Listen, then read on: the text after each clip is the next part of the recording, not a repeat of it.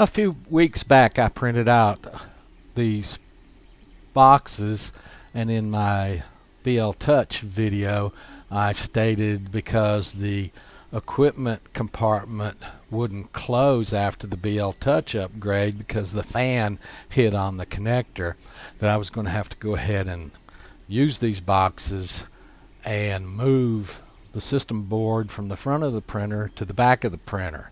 Real quick while I'm here, I'd like to say that when that particular side of the two sides of the box for the back printed out, it printed that way without support. Yes, there are a few strands underneath that piece going across the top that are loose, but it seemed like it put a few across there that were loose, and then it was able to put some on top of that, and it printed that upper level without support, and it's pretty substantial, pretty strong. So I'm going to put it in today. I'm taking the system board out of the front here. I'm going to put it in the back. I'm going to take the Raspberry Pi out of the case, put it in the back. So there's the Raspberry Pi, system board. It all gets moved from the front to two compartments in the back. One little compartment on the right doesn't close well. And the old system board case here, compartment, is now gone.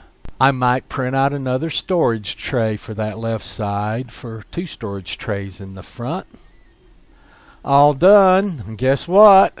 The printer still works. So this is just a time-lapse print, a time-lapse video of that print, just to prove the printer was working after the system board was changed out.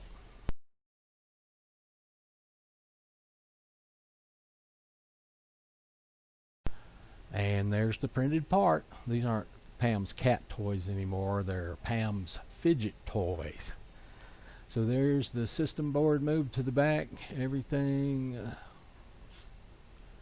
put in a new place, and everything's still working.